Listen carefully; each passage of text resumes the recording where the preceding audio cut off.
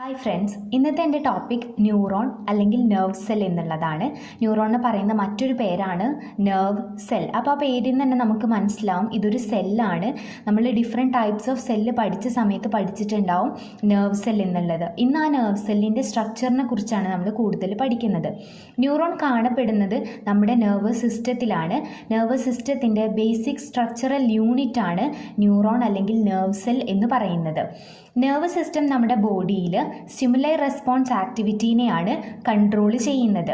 Stimuli എന്ന് പറഞ്ഞിട്ടുണ്ടെങ്കിൽ നമ്മുടെ ബോഡിയിൽ നിന്ന് എന്തെങ്കിലും ഒരു റെസ്പോൺസ് ഉണ്ടാക്കാൻ കഴിവുള്ള ഒരു സെൻസസിനെയാണ് സ്റ്റിമുലൈ എന്ന് പറയുക. ഉദാഹരണത്തിന് ചൂട്, തണുപ്പ്, പിന്നെ നല്ല ഉച്ചത്തിലുള്ള ശബ്ദം, നല്ല പ്രകാശം. പ്രകാശം നമ്മളെ കണ്ണിലടിച്ച് നമ്മൾ കണ്ണടക്കുന്നു, അതൊക്കെ ഒരു സ്റ്റിമുലൈയും റെസ്പോൺസ് ആക്ടിവിറ്റിയാണ്. നല്ല ഉച്ചത്തിലുള്ള ശബ്ദം കേട്ടാൽ നമ്മൾ കാതടക്കുന്നു, അതൊക്കെ സ്റ്റിമുലൈ റെസ്പോൺസ് ആക്ടിവിറ്റിയാണ്. ബോഡിയുടെ പുറത്ത് മാത്രമല്ല, ബോഡിയുടെ ഉള്ളിലും സ്റ്റിമുലൈ റെസ്പോൺസ് ആക്ടിവിറ്റി നടക്കുന്നുണ്ട്. അതായത് നമുക്ക് വിശപ്പ് തോന്നുമ്പോൾ നമ്മൾ ഭക്ഷണം കഴിക്കുന്നു, വിശപ്പ് എന്നുള്ളത് ഒരു സ്റ്റിമുലൈ ആണ്. അപ്പോൾ ഇത്തരത്തിലുള്ള സ്റ്റിമുലൈ റെസ്പോൺസ് ആക്ടിവിറ്റീനെ കൺട്രോൾ ചെയ്യുന്നത് നെർവസ് സിസ്റ്റമാണ്. ഉദാഹരണത്തിന് നമ്മളൊരു ചൂടുള്ള വസ്തുവിൽ കൈ തൊടുകയാണെന്നുണ്ടെങ്കിൽ നമ്മുടെ സെൻസറി ഓർഗനായ സ്കിൻ, അതായത് ആ വിരലിൻ്റെ ഭാഗത്തുള്ള സ്കിന്നിൻ്റെ അവിടെ ഒരു സ്റ്റിമുലൈ പ്രൊഡ്യൂസ് ചെയ്യുന്നു. നമ്മുടെ സ്കിന്നിൽ, അതായത് നമ്മുടെ എല്ലാ സെൻസറി ഓർഗൻസിലും സ്പെഷ്യലൈസ്ഡ് സെല്ലുകളുണ്ട്. അവയെ പറയുന്ന പേരാണ് റിസപ്റ്റേഴ്സ്. ആ റിസപ്റ്റേഴ്സിന് ഇങ്ങനെയുള്ള സ്റ്റിമുലൈനെ സ്വീകരിക്കാൻ കഴിയും. റിസപ്റ്റേഴ്സ് സ്റ്റിമുലൈനെ സ്വീകരിച്ച് കഴിഞ്ഞ് അതിനെ ഇമ്പൾസ് ആക്കി മാറ്റുകയാണ് ചെയ്യുന്നത്. ഇമ്പൾസ് എന്ന് പറഞ്ഞാൽ ഇലക്ട്രിക് ചാർജുകളാണ്.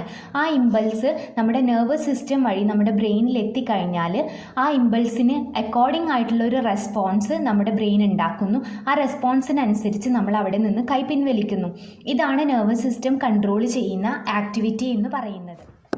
നെർവസ് സിസ്റ്റത്തിന് ഇങ്ങനെ ആക്ടിവിറ്റി കൺട്രോൾ ചെയ്യാൻ പറ്റുന്നത് എങ്ങനെയാണെന്ന് അറിയണമെങ്കിൽ നമ്മൾ ആദ്യം ന്യൂറോണിൻ്റെ സ്ട്രക്ചറിനെ കുറിച്ച് പഠിച്ചിരിക്കണം. എങ്ങനെയാണ് ന്യൂറോണിലൂടെ ഇമ്പൾസ് പാസ് ചെയ്യുന്നത് എന്ന് അറിയണമെങ്കിൽ നമ്മൾ ന്യൂറോൺ സ്ട്രക്ചർ മനസ്സിലാക്കണം. അപ്പോൾ ന്യൂറോണിൻ്റെ മറ്റൊരു പേര് നെർവ് സെൽ എന്നാണെന്ന് പറഞ്ഞു. അപ്പോൾ സെല്ലായതുകൊണ്ട് തന്നെ എന്തായാലും ന്യൂറോണിന് എന്തൊക്കെ ഉണ്ടാവും? സെൽ മെംബ്രെയിനും സൈറ്റോപ്ലാസവും ന്യൂക്ലിയസും ഒക്കെ ഉണ്ടാവും. ഇതാണ് ന്യൂറോണിൻ്റെ സെൽ ബോഡി എന്ന് പറയുന്നത്. ഈ വലിയ ഭാഗമാണ് സെൽ ബോഡി എന്ന് പറയുന്നത്. അതിനകത്തായിട്ട് നമുക്ക് സൈറ്റോപ്ലാസം കാണാം. അതിൻ്റെ സെൻറ്റർ പോർഷനിൽ ന്യൂക്ലിയസും കാണാം. ഈ സെൽ ബോഡിയിൽ നിന്നും എക്സ്റ്റെൻഡ് ചെയ്ത് വന്നിട്ടുള്ള ഒരു ഫിലമെൻറ്റ് പോലുള്ള ഭാഗമാണ് ഡെൻഡ്രോൺ എന്ന് പറയുന്നത്. ഡെൻഡ്രോണിൽ നിന്നുള്ള ബ്രാഞ്ചസ് ആണ് ഡെൻഡ്രൈറ്റ് എന്ന് പറയുന്നത്. പിന്നെ സെൽ ബോഡിയിൽ നിന്ന് കാണുന്ന ലോങ്ങസ്റ്റ് ഫിലമെൻറ്റിനെയാണ് ആക്സോൺ എന്ന് പറയുന്നത്. ആക്സോണിൻ്റെ ബ്രാഞ്ചുകളാണ് ആക്സോണേറ്റ് എന്ന് പറയുന്നത്. അതിൻ്റെ ബ്രാഞ്ചിൻ്റെ ടിപ്പുകളിലായിട്ട് ചെറിയ നോബുകൾ കാണാം. അതിന് സിനാപ്റ്റിക് നോബ് എന്ന് പറയുന്നു. ആക്സോണിനെ കവർ ചെയ്തുകൊണ്ടുള്ള സെല്ലുകളെ പറയുന്ന പേരാണ് ഷ്വാൻ സെൽസ് എന്ന് പറയുന്നത്. ഒരു പെർട്ടിക്കുലർ ടൈപ്പ് ഓഫ് സെല്ലുകളാണ്.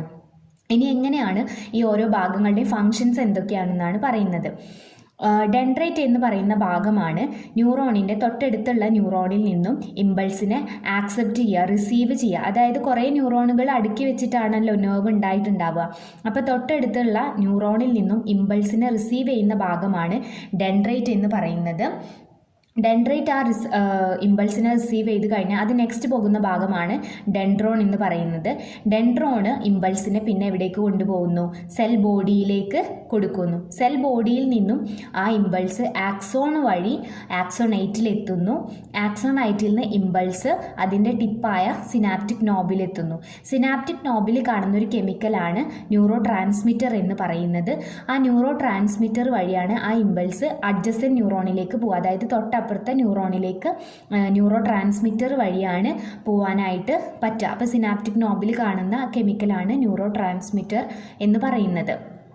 അപ്പോൾ ആദ്യം ഇമ്പൾസ് എവിടെ എത്തുന്നു? ഡെൻഡ്രൈറ്റിലെത്തുന്നു. അതിനുശേഷം അത് ഡെൻഡ്രോണിലേക്ക് പാസ് ചെയ്യുന്നു. അവിടുന്ന് അത് സെൽ ബോഡിയിലേക്ക് എത്തുന്നു. സെൽ ബോഡിയിൽ നിന്നും ഇമ്പൾസ് ആക്സോൺ വഴി ആക്സോണൈറ്റിലെത്തുന്നു. ആക്സോണൈറ്റിൽ നിന്ന് അത് സിനാപ്റ്റിക് നോബിലേക്ക് എത്തുന്നു. സിനാപ്റ്റിക് നോബിലുള്ള ന്യൂറോ ട്രാൻസ്മിറ്റർ വഴി അത് തൊട്ടടുത്ത ഇമ്പൾസ് ന്യൂറോണിലേക്ക് പോവുകയാണ് ചെയ്യുക. അത് ന്യൂറോണിലേക്ക് ഡയറക്റ്റ് പോവുകയല്ല ചെയ്യുക. തൊട്ടടുത്ത ന്യൂറോണിൻ്റെ ഇടയിലായിട്ട്, അതായത് ഈ ന്യൂറോണിൻ്റെയും അപ്പുറത്തെ രണ്ടാമത്തെ ന്യൂറോണിൻ്റെ ഇടയിലായിട്ട് ഒരു സ്പേസ് ഉണ്ട്, അതിനെയാണ് സിനാപ്സ് എന്ന് പറയുക. ആ സിനാപ്സിലേക്കാണ് സിനാപ്റ്റിക് നോബിൽ നിന്നുള്ള ന്യൂറോ ട്രാൻസ്മിറ്റർ എത്തുക. അപ്പോൾ ഈ ഗ്യാപ്പിനെ പറയുന്ന പേരാണ് സിനാപ്സ്. ആ സിനാപ്സിലേക്കാണ് ന്യൂറോ ട്രാൻസ്മിറ്റർ എത്തുക. അവിടുന്ന് അത് തൊട്ടപ്പുറത്തെ ന്യൂറോണിൻ്റെ ഡെൻഡ്രൈറ്റിലേക്ക് ആ ഇമ്പൾസ് പാസ് ചെയ്യുന്നു. പിന്നെ ഇതേപോലെയുള്ള പാത്വേ കണ്ടിന്യൂ ചെയ്യുന്നു. അപ്പോൾ ഇതാണ് ഇമ്പൾസിൻ്റെ പാത്വേ എന്ന് പറയുന്നത്. ന്യൂറോണിലൂടെ എങ്ങനെയാണ് ഇമ്പൾസ് പോകുന്നത് എന്നുള്ള പാത്വേ ആണ് പറയുന്നത്.